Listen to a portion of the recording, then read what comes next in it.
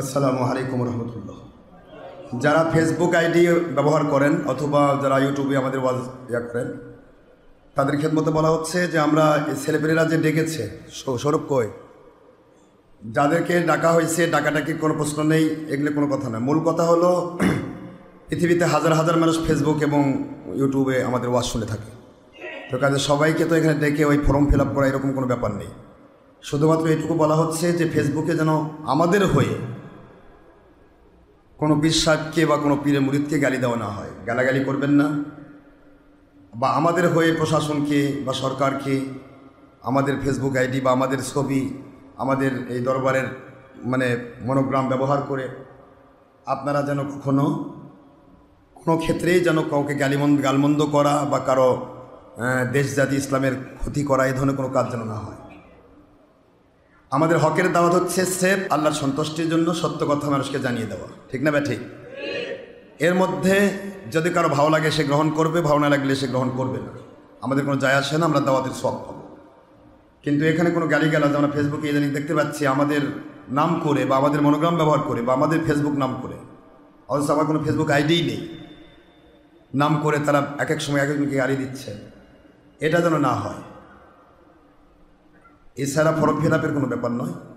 যদি এরকম কিছু হয় আমাদের নাম করে বা আমাদের মনোগ্রাম ব্যবহার করে কেউ যদি কখনো প্রশাসনকে বা দেশের সরকারকে বা অন্য কোনো পীরকে গালি দেয় বা ঝগড়াঝাটি করে, তাহলে বুঝবো সে আমাদের নাম ভেঙ্গে সে বাতিল ফেরকার মুনাফিক হিসেবে কাজ করছে।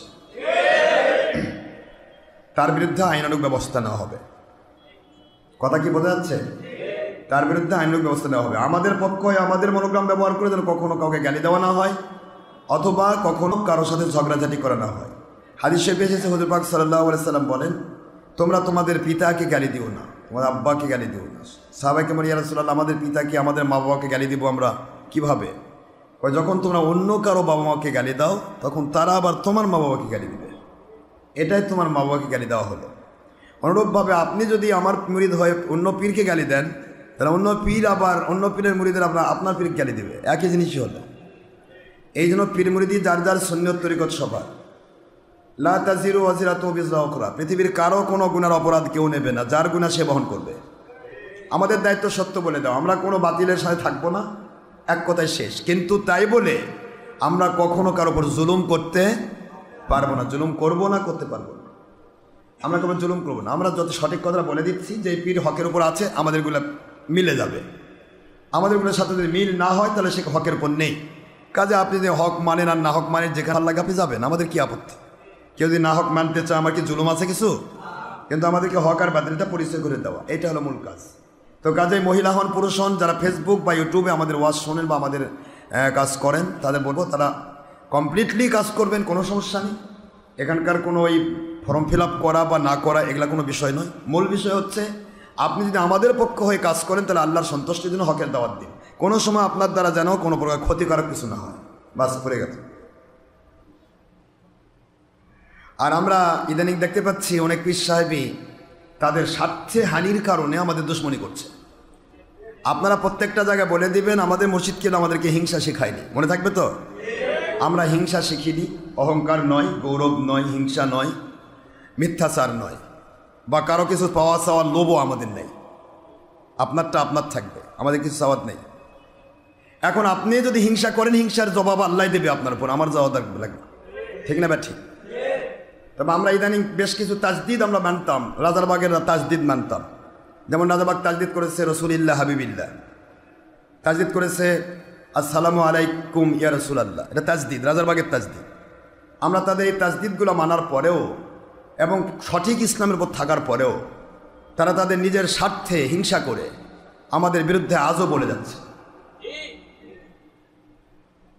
তো কোরআন সুন্নাহ ইজমা কিয়াসের দাবি হচ্ছে যিনি হক পীর হবেন বা হক পীরের মুরিদ হবেন, তার কথা একটা থাকবে, যিনি কোরআন সুন্নাহ ইজমা কিয়াসের উপর যিনি আছেন তিনি হক, তিনি যেখানেই থাক তিনি হক।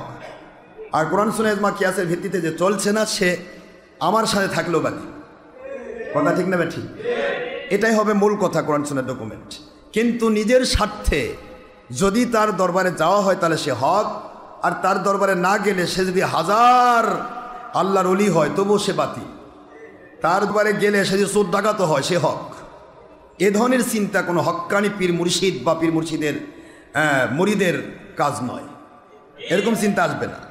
তো আমরা সত্যের উপর থাকার পরেও আজও তারা ডকুমেন্ট দিতে পারেনি কোনটা কোনটা আমাদের বাতিল, আজ পর্যন্ত তারা ডকুমেন্ট দিতে পারেনি। সত্যের উপর টিকে থাকার পরেও তাদের দরবারে না যাওয়ার কারণে নিছকভাবে আমাদের বিরুদ্ধে মিথ্যা কথা বলার কারণে আমরা আজ থেকে রাজারবাগের সকল তাজদিদকে আমরা বাদ দিচ্ছি। রাজারবাগের কোনো তাজদিদ আমরা মানব না। রসুলিল্লাহ হাইবিলার জায়গায় আমরা ফুরফুরা সিলসিলা মানুষ, ছোটকাল থেকে সে ফুরফুরা ছিলাম, আমি ফুরফুরা সিলসিলার আল্লাহ সাল্লাল্লাহু মৌলানা মোহাম্মদ বলে আসছি, মোহাম্মদই বলে যাব, ইয়া নবী সালাম আলাইকাই বলে যাব। যেই ব্যক্তির মুরিদেরা সত্যের উপর থাকার পরেও মিথ্যা অবাদ দেয়, হিংসা করে, তাদের তাজদিদ আমরা কেন বই নিয়ে বেড়াবো? আমরা মোজাদের জামান আবু বকর সিদ্দিক আল কুরাইশি রহমতুল্লাহ ওনার তাজদিদ নেই জীবন কাটাতে চাই। ঠিক আছে তো, এটা হলো মূল বিষয়। আমরা রাজারবাগের কোনো তাজদিদ আর মানতেছি না। আমাদের রসুল পাক সাল্লাল্লাহু আলাইহি ওয়াসাল্লামের সুন্নাহর ভিত্তিতে যেগুলো আমল আমরা পাবো সেটা রাজারবাগের সাথে মিলুক আর দেওয়ানবাগের সাথে মিলুক, কার সাথে মিললো ওরা দেখার বিষয় আমার না। আমার কোরআন সুন্নাহ ইজমা কিয়াস ভিত্তিক যেটা আমি মানবো সেটা যার সাথে মিলে যাবে সেটা তার ব্যাপার, কিন্তু আমরা কারো তাজদিদ মানতেছি না একমাত্র মোজাদের জামান আবু বকর সিদ্দিক আল কুরাইশির তাজদিদ ছাড়া। ঠিক আছে তো ইনশাআল্লাহ? আমরা কারো দুশ্মন নই, কারো বিরুদ্ধও বলবো না, আমরা কারো উপর অহংকার বা হিংসাও করব না। হিংসা আমাদের শেখানো হয়নি। আমরা আল্লাহ সন্তুষ্টির জন্য সত্যের দাওয়াত দিয়ে যাবো, সত্য কথা বলবো, যার ভালো লাগে মেনে নিয়ে উপকৃত হবে, যার ভালো লাগবে না মেনে নিবে না, যা খুশি তাই করুন। সে যদি আল্লাহ না মেনেও জান্নাতে চলে যায় আমরা আল্লাহ এবং রসুলকে মানার মতো মানতে চাই। ঠিক না ঠিক? প্রশ্ন দিয়েছেন মাজহারুল মোহাম্মদ মাজহারুল বগুড়া থেকে, প্রতিদিনের দরুদের সবকে কাজা বা কম বেশি হয়ে গেলে কি নতুন করে শুরু করতে হবে নাকি কাজা আদায় করলেই হবে? না, নতুন করে শুরু করতে হবে না, কাজা আদায় করলেই হবে। যদি কাজা হয়ে যায় সেটা আদায় করতে হবে। আমাদের সবকে প্রতিদিন কমের পক্ষে প্রত্যেক যে সবকে আছেন, সবাই সব সবক নয়, যিনি কদরিয়া তরিকা আছেন কদরিয়া তরিকার সবক, সিস্তিয়া তরিকার সবক, নকশবন্দিয়া নকশবন্দিয়ার সবক, যে সবকে আছেন সেই তরিকার দরুদ হবে, এবং সেই দরুদটা সকাল বিকেলে 100 করে 200, কমের পক্ষে উর্ধে 500 করে 1000 বার এটা কমপ্লিট করতে হবে। তাহলে হুজুর পাক সাল্লাল্লাহু আলাইহি ওয়াসাল্লাম ওনার সাথে আপনার দিদার আল্লাহ পাক দয়া করে দিবেন। এখন আমরা এটা করবেন, এর যদি কখনো মিস হয়ে যায় তাহলে সেটা কাজা তুলে নিলেই হবে। এখানে খাদিজাতুল কোবরা নামের আমার মা, তিনি দোয়া চেয়েছেন ভিতরের নামাজ বাদ রেখে কি তাহাজ্জুদের নামাজ আদায় করতে হবে নাকি এশার সময় বেতের আদায় করেও পরে তাহাজ্জুদ পড়া যাবে? এটা আমরা অনেকবার বলেছি। বেতের পর তাহাজ্জুদের পরে বেতের পড়তে হবে এরকমের ব্যাপার এটা আমাদের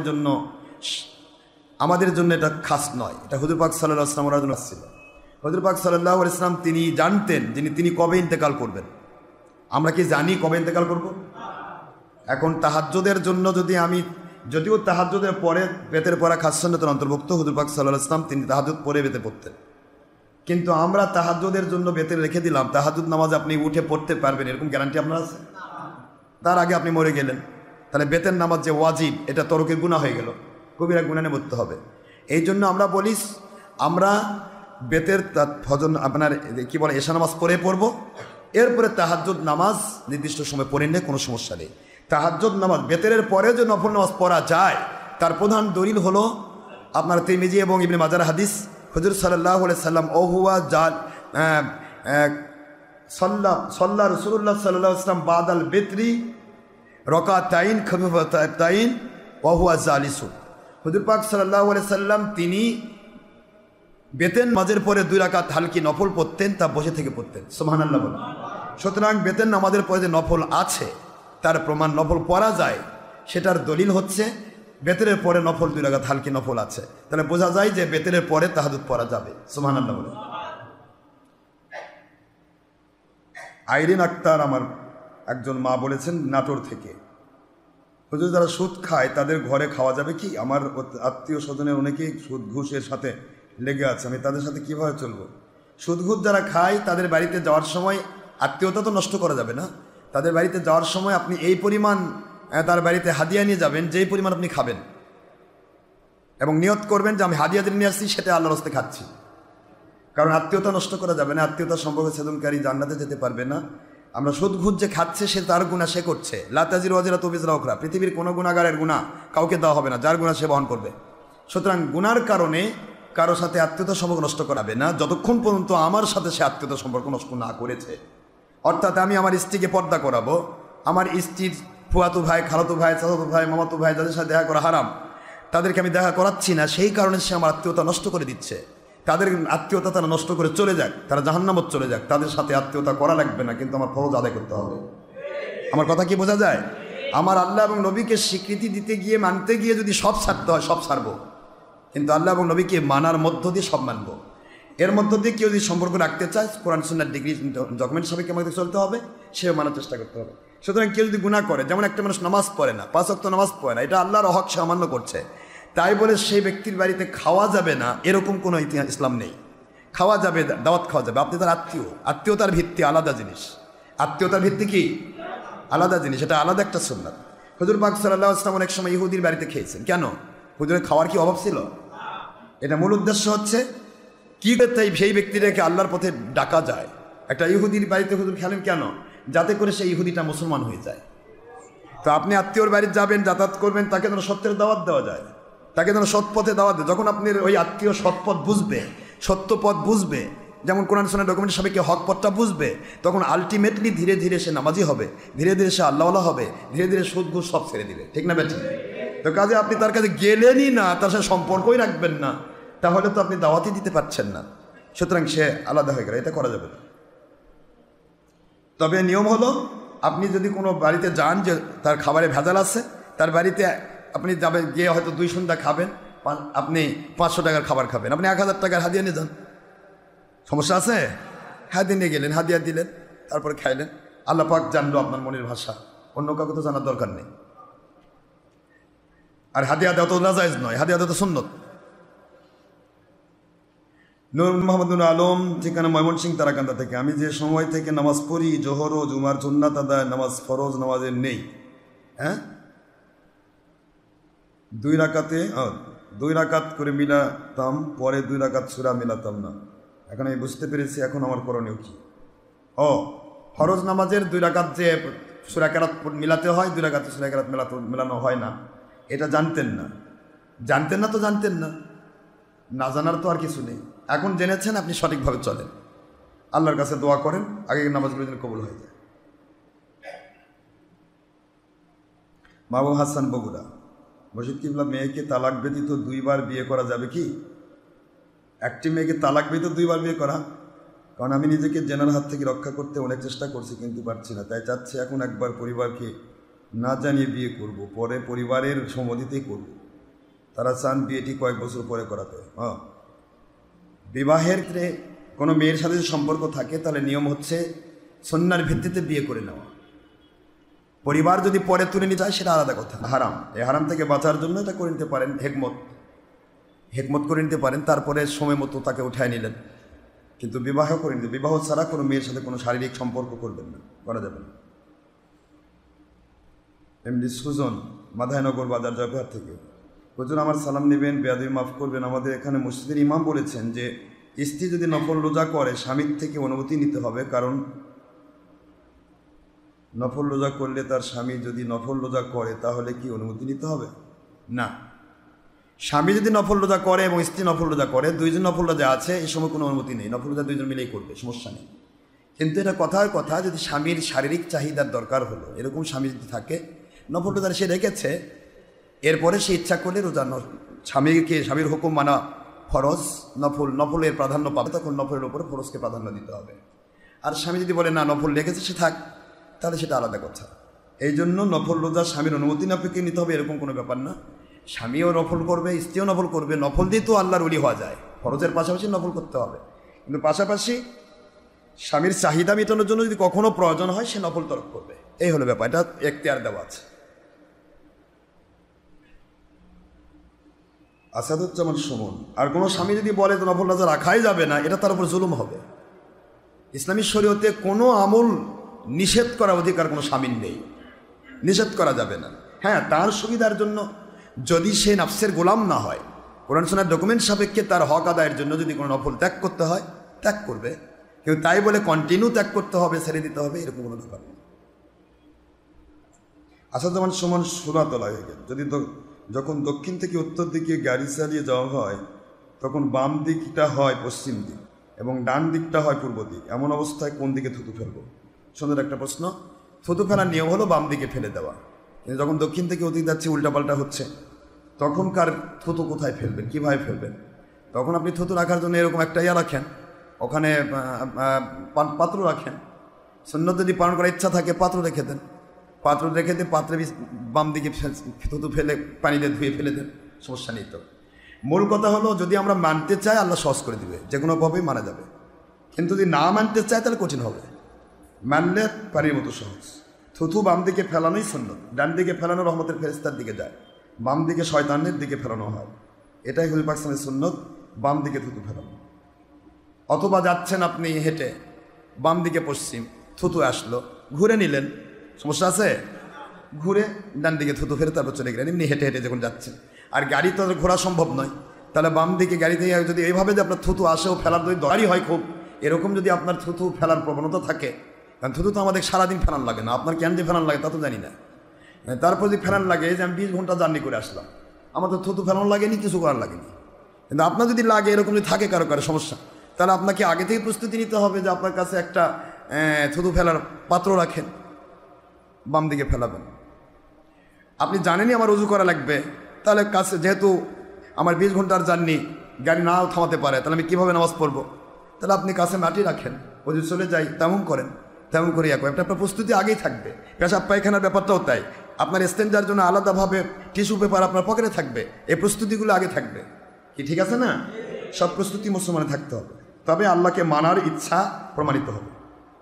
সিংড়া নাটোর, মোহাম্মদ শাহাবুদ্দিন নাটোর থেকে। আমি জানতে চাই, একজন বৃদ্ধ মানুষ রোজা রেখে ভুলে খাবার খাচ্ছেন, এই সময় আমি তাকে দেখলাম, এখন আমি তাকে তাৎক্ষণিক খেতে নিষেধ করব নাকি খাওয়া শেষ হলে তাকে বলবো আপনি রোজা রেখেছেন? না, তাৎক্ষণিকভাবে বলতে হবে, তাৎক্ষণিকভাবে বলাই হক।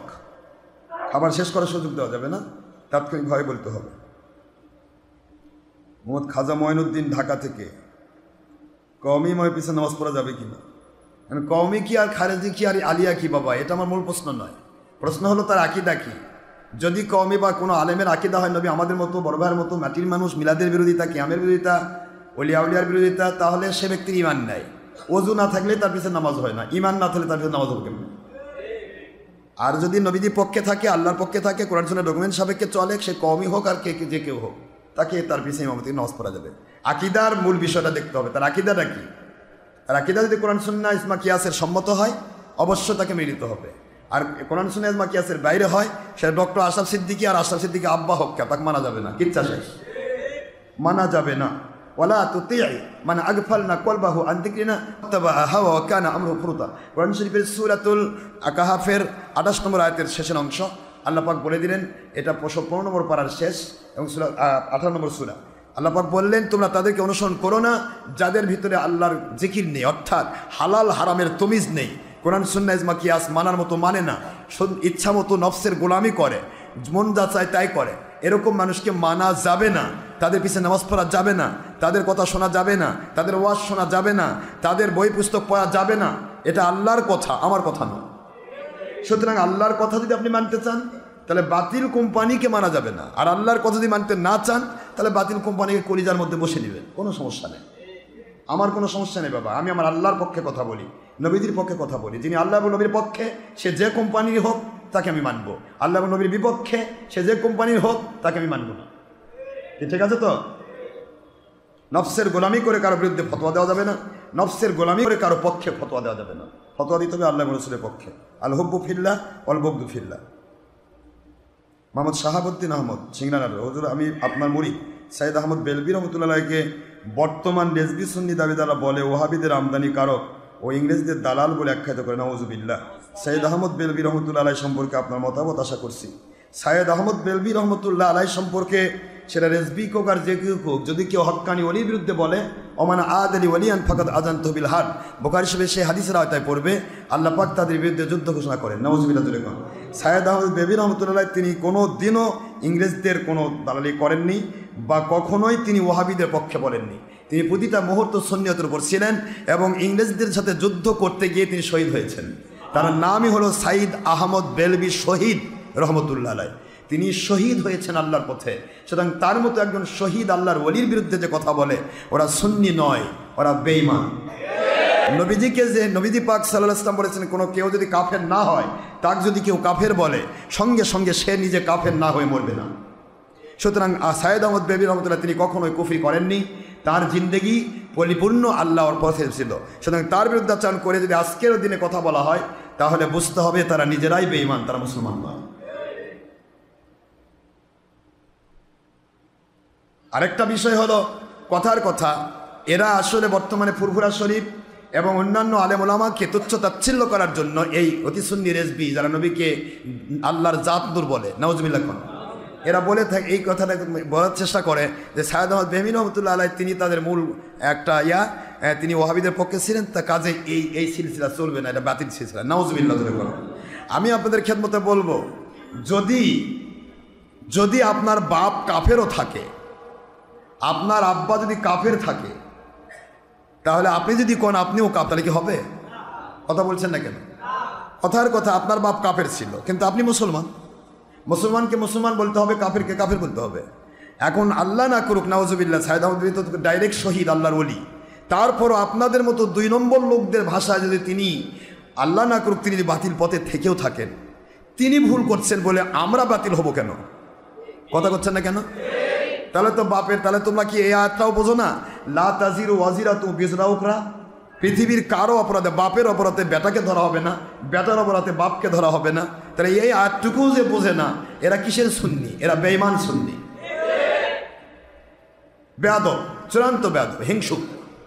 এই হিংসুকরা কখনোই আল্লাহ এবং আল্লাহর রাসূলকে পাওয়া সম্ভব না। এরা ছবি, ভিডিও, টিভি, মহিলা প্রজেক্টর একাকার হওয়া, হারাম কাজ করা, আবার নবীকে জাত নূর বলা, যাবতীয় হারাম কাজ কথা বলে থাকে, কুফরি কথা বলে থাকে। পাশাপাশি তপ ডাট ভাগ ঢোলকেও আবার জায়েজ কয়, নাউজুবিল্লাহ। সুতরাং এই বাতিল সুন্নি, এরা সুন্নি নয়। সৈয়দ আহমদ বেলবি রহমতুল্লাহর বিরুদ্ধে যেই মুন্সি বলবে, ওকে পরিষ্কার মনে করবে না কাফের, এটা বেঈমান, মুসলমান মনে থাকবে তো ইনশাল্লাহ? হ্যাঁ, ফতোয়া দেখ, লিখুক বা বলুক, বুঝবেন এটা বেঈমান।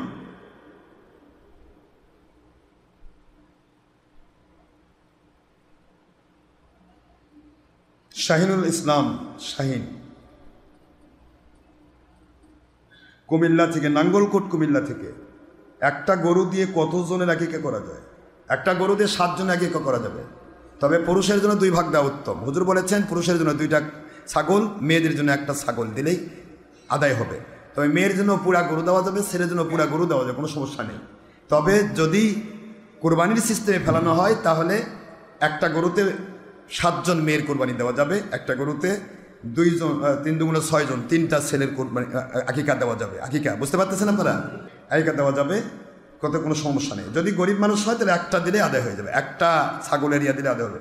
এই মোতাবেক একটা গরুতে 7 জনের আকিকা দেওয়া যায় রয়েছে। আমাদের সমূহ ফতোয়ার কিতাব, কোনো সমস্যা নেই।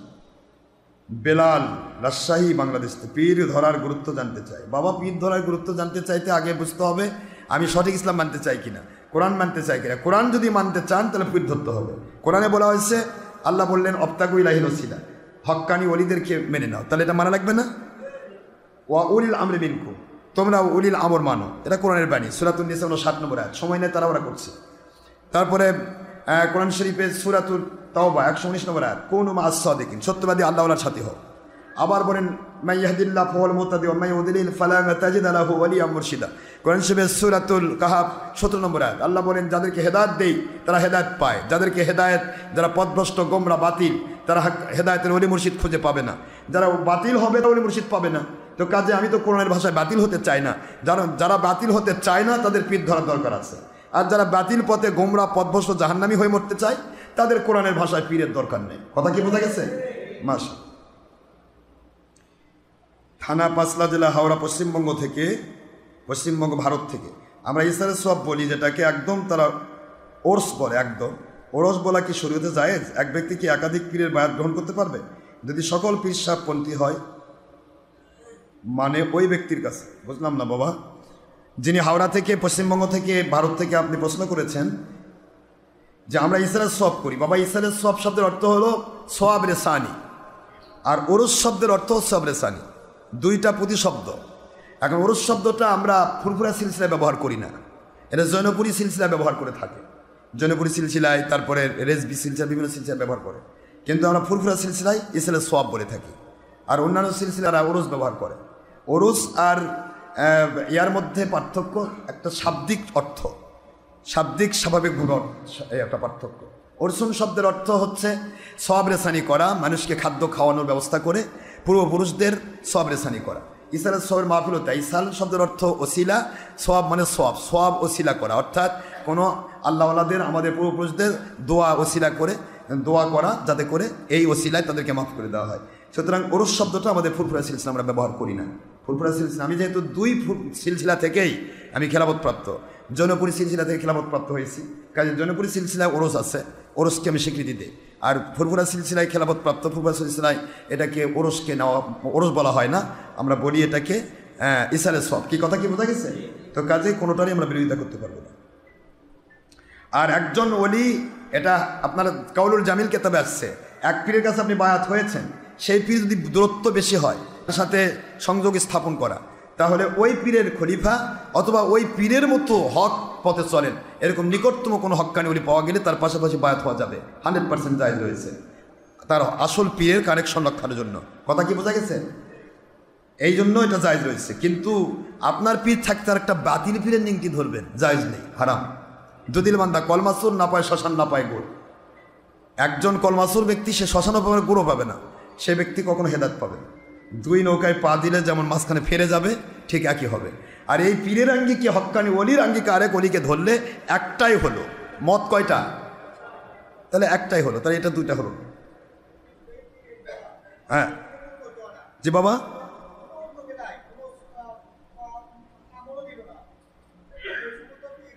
না না বাবা, পীর হওয়ার মূল উদ্দেশ্য হলো আল্লাহ এবং রসুলকে মানা। আল্লাহ এবং রসুলকে মানার উদ্দেশ্যে আপনার পীর সাহেব যে আল্লাহ এবং রসুলকে মানতে পারবেন।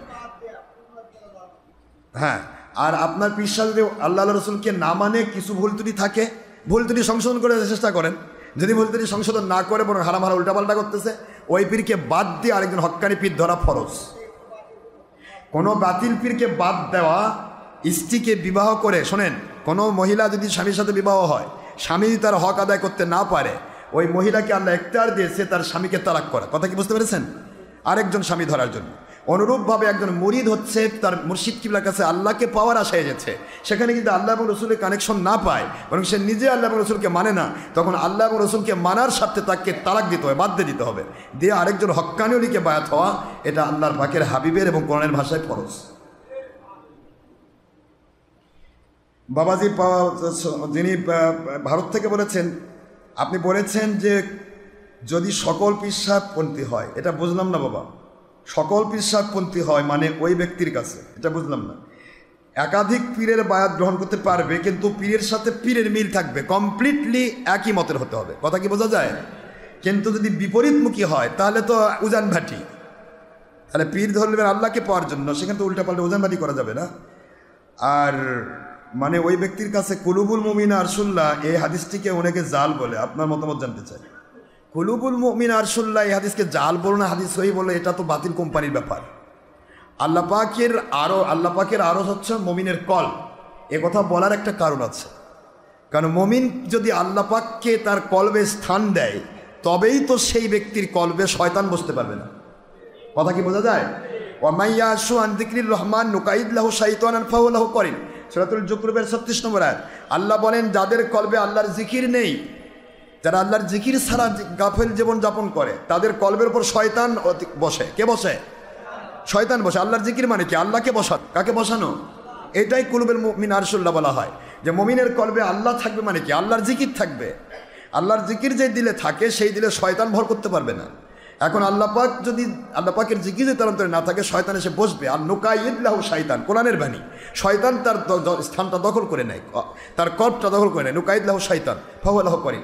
সুতরাং শয়তান থেকে কল্পকে বাঁচানোর জন্য আল্লাহর জিকির কল্পে ঢুকানো, এটাই আল্লাহর আরশ। যেরকম সুবহানাল্লাহ। সুতরাং কোরআনের আয়াতও কি বাতিল নাকি? আবার হাদিসকে বলতেছেন জাল, হাদিস মতো যাওয়াই লাগতেছে না তো। কুয়েত থেকে আমার প্রাণপ্রিয় মুসলিম প্রিয় মুর্শিদ কিবলা স্বাধীন, কুয়েত থেকে বলছি। হ্যাঁ, সালাম নেবেন। হুজুর, আপনার পীর সাহেব ইন্তেকাল করেছেন, তো এখন আপনার পীরকে? হ্যাঁ, আমার পীর সাহেব ইন্তেকাল করেছেন। পীর সাহেব যখন ইন্তেকাল করে তখন আরেকজন পীরের কাছে স্বাভাবিকভাবে বায়াতের পিছন থাকতে হয়।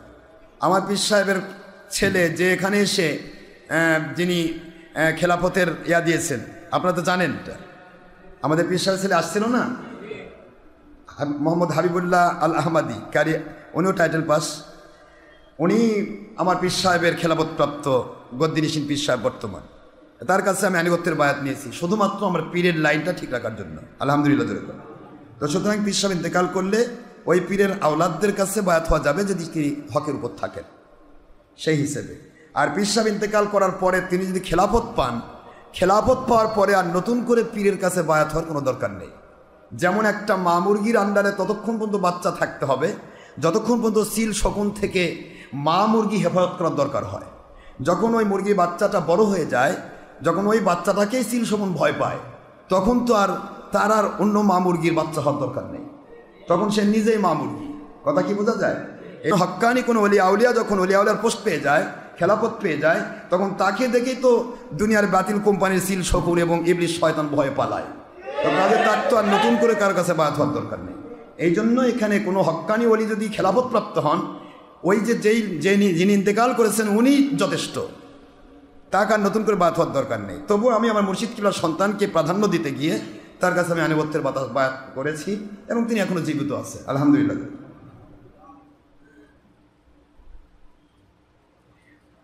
মাইক দিয়ে ইবাদত করা নাকি জায়েজ নাই? আমাদের ফুরফুরা শরীফের রুহুল আমিন বশিরারি তার কেতাবে লিখেছেন, কথা কি ঠিক? রুহুল বশির রহমতুল্লাহ আলাই কখনোই কথা বলেননি। রুহুল বশির রহমতুল্লাহ আলাই তিনি বাংলা, ভারত, পাকিস্তানে যত ওয়াজ করেছেন, ওয়াজে তিনি মাইক ব্যবহার করেছেন। যিনি বলবেন যে মাইক দিয়ে ইবাদত জায়েজ নাই, তিনি ওয়াজ করবেন কেমন মাইক দিয়ে?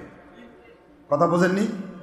রুহুল আমিন বশির রহমতুল্লাহ আলাই তিনি মাইককে নাজাজ করেননি। এটা বাংলাদেশে একটা বিল কোম্পানি বের হয়েছে যে কয় মাইক ব্যবহার করা জায়েজ নেই, এটা আলাদা একটা কোম্পানি। রুহুল আমিন বশির রহমতুল্লাহ কখনো মাইক বিরোধিতা করেননি। মোহাম্মদ শাহিন মিয়া যশোর থেকে, বর্তমানে শহরে গোসলখানা এবং পায়খানা একসাথে থাকে, এখন গোসলখানায় অজু করা যাবে কি? অজু করা যাবে, আগে পবিত্র করে নেবেন, গোসলখানা ভালো করে ধুয়ে নেবেন, সুন্দরভাবে ধুয়ে নিয়ে তারপরে গোসল করবেন, কোনো সমস্যা নেই।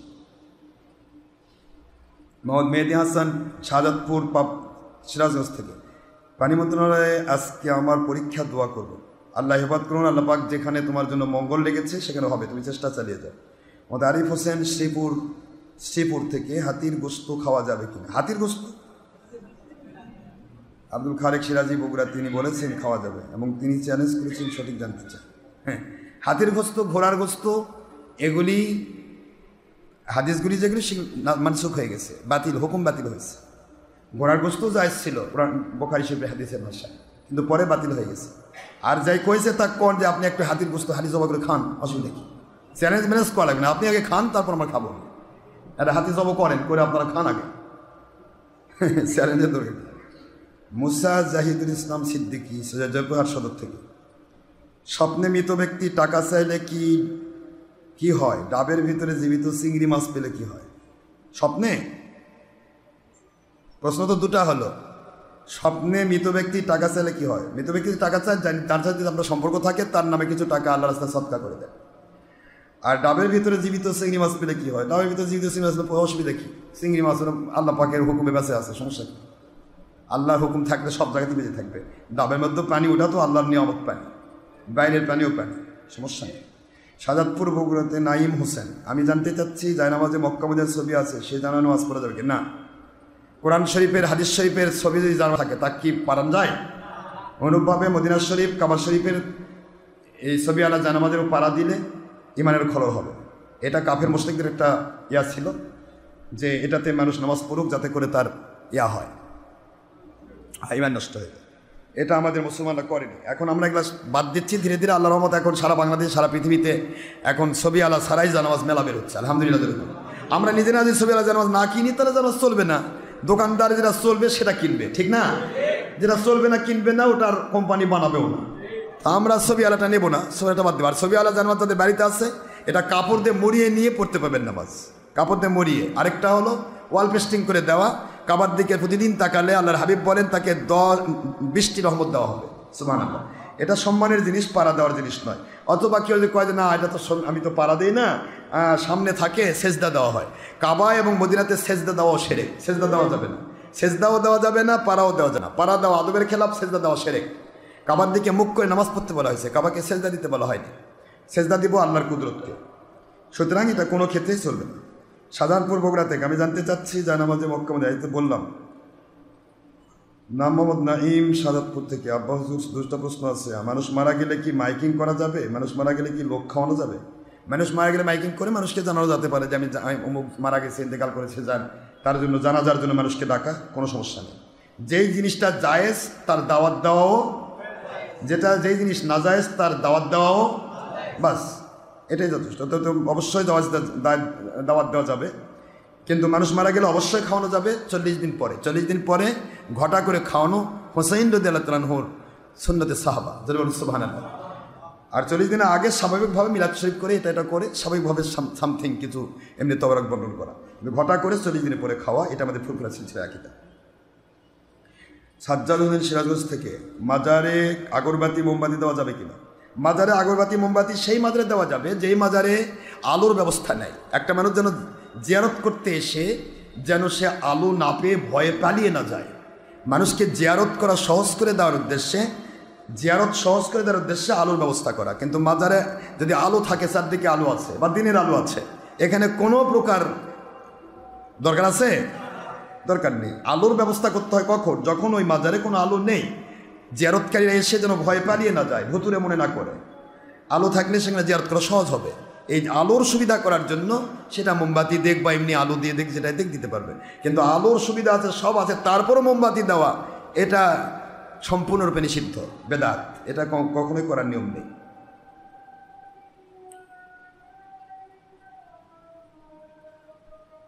আপনার সঙ্গে সাক্ষাৎ করতে হবে, আপনার সঙ্গে সাক্ষাৎ করতে হলে কোথায় দেখা করবে? আমার সাথে সাক্ষাৎ করতে হলে মসজিদে আসবেন, যে কোনো জুমাতে আসবেন, ইনশাআল্লাহ দেখা হবে।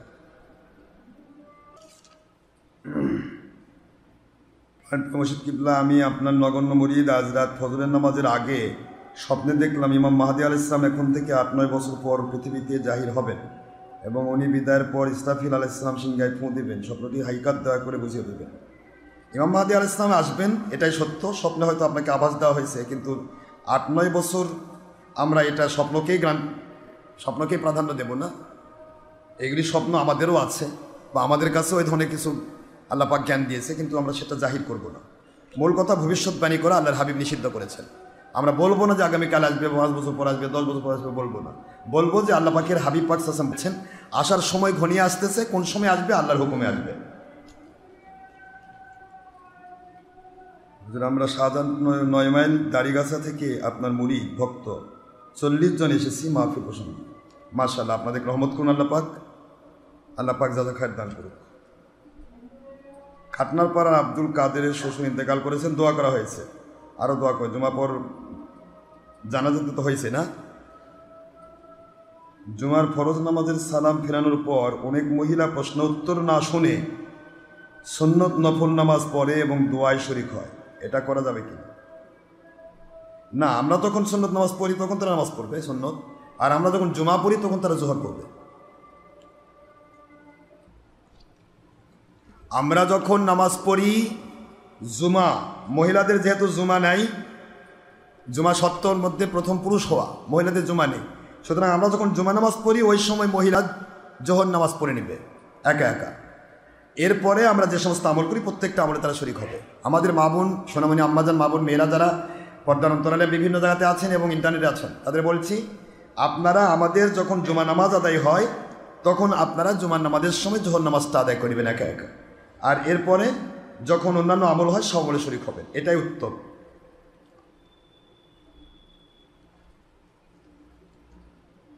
আমার মেয়ে মাইশার জন্মবার্ষিকী উপলক্ষে মিলাদের ব্যবস্থা করেছি, আল্লাহ রহমত করুন, মিলাদ কবুল করুন। আমার নানি গত শনিবার মারা গেছেন, তার জন্য মিলাদের ব্যবস্থা করা হয়েছে, আল্লাহ পাক কবুল করুন। জাকারিয়া উল্লাপাড়া থেকে আমার নানি অসুস্থ, আল্লাহ পাক সুস্থতা দান করুন। জোড়াডাঙ্গা আব্দুল হাই পীর সাহেবের বায়াত ছিলেন। তো যারা বিভিন্ন পীরের মধ্যে যেখানে যারা অসুস্থ তাদের জন্য দেশ বিদেশে সবার জন্য দোয়া করে থাকি, আল্লাহ তাদের সুস্থতা দান করুন। হায়াত না থাকলে হায়াত বাড়িয়ে সুস্থতা দান করুন। হায়াত যদি বাড়িয়ে দেওয়া মঙ্গলজনক না হয়, ইমানের খলল হওয়ার সম্ভাবনা থাকে, তাহলে আল্লাহ পাক তাদেরকে যেন জান্নাতি হিসেবে কবুল করেন। আমরা কখনো জোর করে কাউকে পৃথিবীতে রাখার দোয়া করব না এবং জোর করে তারা হায়াত বাড়ার দোয়া করব না। আল্লাহ যদি মঙ্গলজনক করেন হায়াত বাড়িয়ে দেবেন, যদি মঙ্গলজনক না হয় আল্লাহ পাক তাকে সময় মতো জান্নাতে নিয়ে দেবেন, আর যদি মঙ্গলজনক হয় সুস্থ করে দেবেন, হায়াত বাড়িয়ে দেবেন।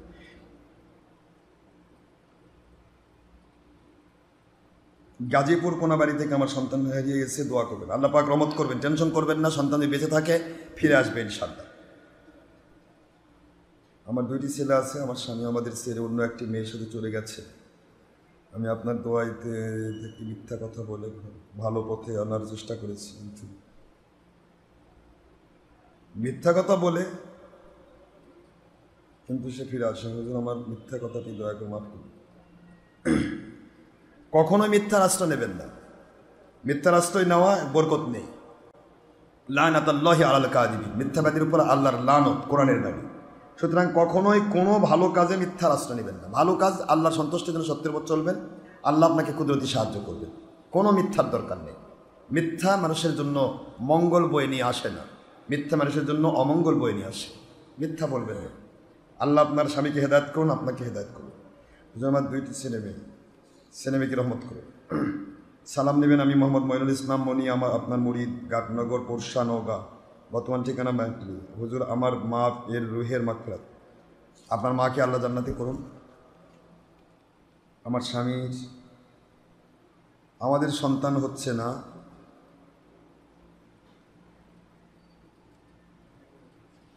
বারো বছর চলছে, এখনও সন্তান হয়নি। 12 বছর সন্তান হয়নি, আল্লাহ সন্তান দেবে। আমাদের এখানে তো একজনের সন্তান হলো 17 বছর পর যমজ সন্তান হয়েছে, আরেকজনের 20 বছর পর সন্তান হলো। সমস্যা কি? কানি ওলিওয়ালার কাছে যাতায়াত করেন, আল্লাহ পাক আপনাকে সাহায্য করুন। যদি সন্তান আপনার থাকে আল্লাহ দেবে ইনশাআল্লাহ, টেনশন নেই। যাতায়াত করুন, আমাদের তেল পানি কালো দিনের মধ্যে ব্যবহার করুন, আল্লাহর উপর নির্ভরশীল হয়, ইনশাআল্লাহ আল্লাহ সন্তান দেবে। একটা হিন্দু মানুষের তো হলো 12 বছর পর, তারা স্বামী স্ত্রী 2জন মুসলমান হয়েছে, আলহামদুলিল্লাহ বলেন।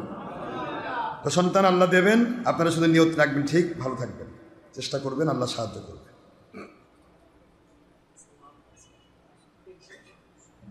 আজকে মাহফিল আছে জবরহাট আমাদের মাদ্রাসায়, আমাদের সিদ্দিকা সুন্নি হাফিজ মাদ্রাসা জবরহাটে, তারাকুল খেতলালে। যারা যাবেন এখান থেকে বাস যাবে, যেতে পারবেন। হ্যাঁ, কি 23 নম্বর। আমি আপনার সন্তানের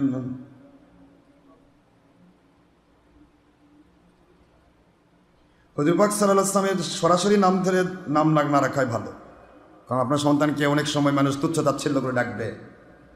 শুধু মোহাম্মদ না রাখাই ভালো। শুধু মোহাম্মদ না, মোহাম্মদ থাকবে, তার সাথে একটা নাম থাকবে, হুজুর পাক সাল্লাল্লাহু আলাইহি ওয়াসাল্লামের নামটা থাকবে, এটা উজ্জ্বল থাকবে। কেউ যেন তুচ্ছ তাচ্ছিল্য করে মোহাম্মদ হন, হলো হুজুর পাক সাল্লাল্লাহু আলাইহি ওয়াসাল্লাম কিনা তুচ্ছ তাচ্ছিল্য করতে না পারে। এই জন্য শুধু মোহাম্মদ, শুধু আহমদ নয়, মোহাম্মদ আতিকুর রহমান, মোহাম্মদ সিদ্দিকুল্লাহ, মোহাম্মদ অমুক তুমুক, যাতে হুজুর পাক সাল্লাল্লাহু আলাইহি ওয়াসাল্লাম থাকবেন কিন্তু হুজুর পাক সাল্লাল্লাহু আলাইহি ওয়াসাল্লাম উজ্জ্বল থাকবে। কথা কি বোঝা যায়? সরাসরি হুজুর পাক সাল্লাল্লাহু আলাইহি ওয়াসাল্লামের নাম ধরে ডাকলে আপনার নামে তুচ্ছ তাচ্ছিল্য যেটা হবে সেটা হুজুরের খেলাফ হবে। এই জন্য শুধু মোহাম্মদ বা শুধু আহমদ দরকার নেই, মোহাম্মদ সাল্লাল্লাহু আলাইহি ওয়াসাল্লামের সাথে যোগ দিয়ে যেখানে একটা ভালো নাম লাগবে।